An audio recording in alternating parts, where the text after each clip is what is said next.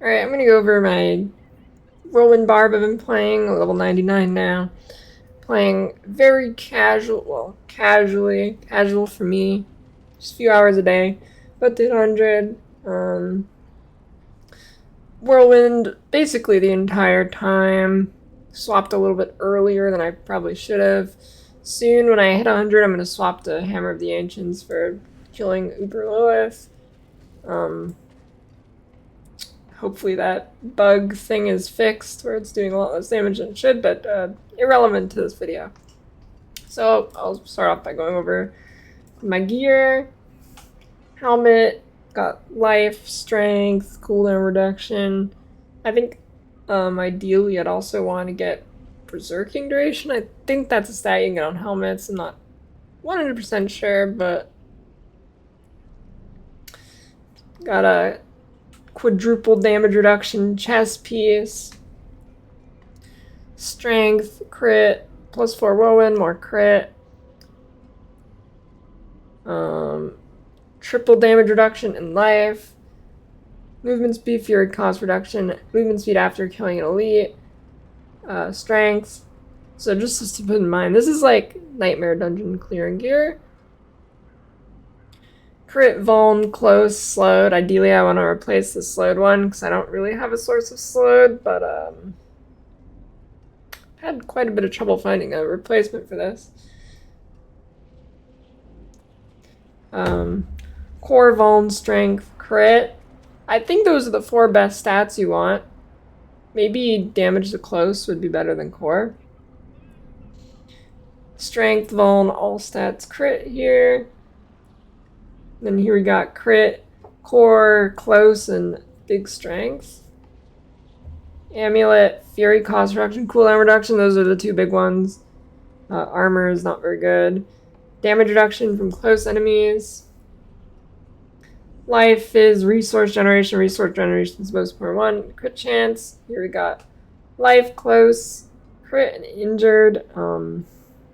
I was originally using another resource generation one, but I didn't really feel like I needed it just for clearing Nightmare Dungeons. Yeah. I mean, I don't perma-sustain Whirlwind, but it's pretty close. I'll go over the aspects now too. Basic skills grant 20% damage reduction. The injured while crowd control grants you unstoppable, so you can't get CC locked forever. Berserk ripping, some bleed. Barrier when you hit an elite, this is really good. Whirlwind pulls to you. This one's kind of optional. This one is like, I don't know, I like it, but I know some people don't run it. It's got a kind of long cooldown.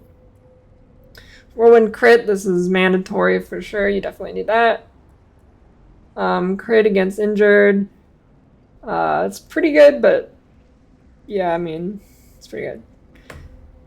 Damage while you have barrier active, and because of the where's the barrier one? The barrier one, that gives you some extra damage whenever that's up. And then Edge Masters deal more damage based on how much your fury you have. It's a very important one too. Another really big one, whenever you cast a shout, its cooldown is reduced by 1.4 seconds per nearby enemy, up to a maximum of 6 seconds. Shout skills generate 4 fury while active. Now these 2 are really rare. I've only found like a few. I've actually found less of this one than this one, and I've only found like 4 of these. I found like 3 of these, and most of them are minimum rolled except for this one. And then increased armor when you deal only 400 damage. This one's really big too.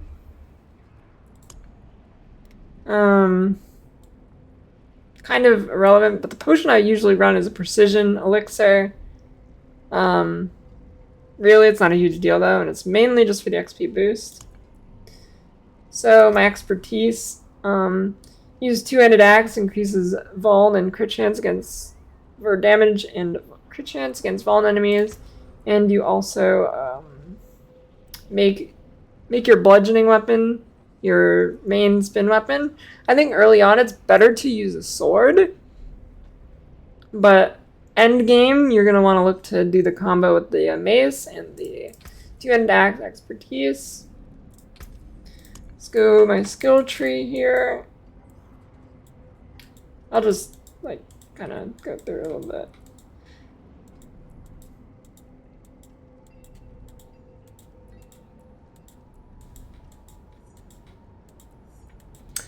There's something to note with Wrath of the Berserker. I'm pretty sure it's bugged right now, because when you use it, sometimes you're just stuck there for like 2 seconds, and you're unstoppable, so it's not CC. I don't know what it is. Unbridled Rage, really good, but it is pretty hard to sustain. You definitely need some resource stuff. Don't swap to this too early. Like, if you're having problems with Whirlwind, it's probably because you swapped to this too early, and you should be walking Arsenal. So I think that's it there. Paragon Tree. So start with this and go. I put Territorial here. It actually kind of matters where you put these. I'm not sure if I have them optimal, but it's pretty close. Just because of determining what's in the radius, you're going to want to choose different ones. Territorial here, damage close enemies, and damage reduction against close. Here we got Martial. It reduces your shout cooldowns when you use another shout. Here, I waited. I wouldn't put in a point in this too early. This is one of the last things I did. I mean, actually, it might be pretty good early. For the movement speed, when you kill elites, so you might want to like put those points in there. Maybe if you're just looking at speed clearing, it is actually pretty good. And this board is Weapons Master. And then you rotate it so it's up here. And then you go over to the right here, and this one is Warbringer. This is or Warbinger. Is that supposed to be Warbringer? Warbinger? I think that's a typo. Warbinger. This is easily the most important legendary node. It's really huge. When you put this board down, you're going to want a path here before you even go to the next board, which is kind of different than, like, I think most of the time you want to just path to the glyph sockets. It's more important most of the time, at least on Barb. Specifically this build anyways. And then Warbinger is very good. Every 75 Fury you spend, you gain 12% of your max life as Fortify. Basically, entire dungeon, you would just have the entire Fortify bar on your entire life. So that gives you a lot of damage reduction, and it gives you some extra damage too. Okay, so in this one, on the Warbinger tree, you go for Wrath. Makes your core skills deal increased critical strike damage. And also, if you meet the bonus, which you should, skills that critically strike deals or generate 3 more fury, which helps you with sustain a lot. This one, the tree is Decimator. We don't use slashing weapons, it's not that good, but early on, if you're using a sword instead of an axe, or a whatever, mace, it gives you a chance to make them more vulnerable, so you should probably take that if you're doing that. Right. So, damage while healthy and increased potion healing. The increased potion healing is pretty whatever, but the damage while healthy is the main part. Then you path up here. Don't take this. Like, our overpower damage doesn't really do much.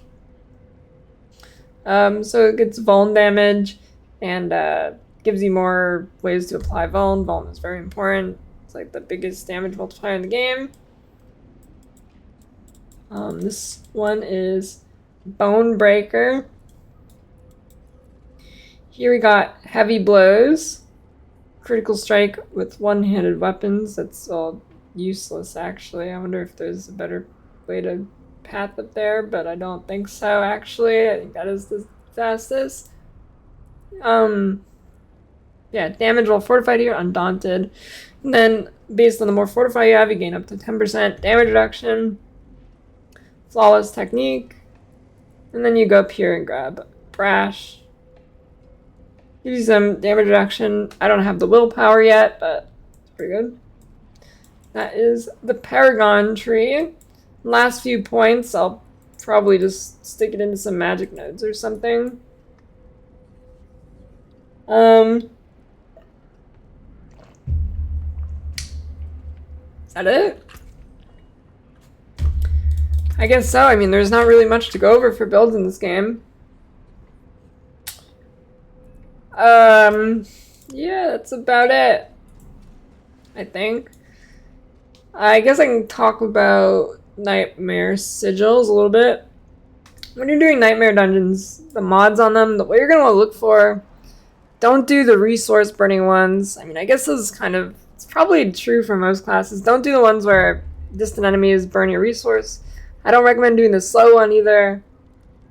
But other than that, pretty much everything is good to run.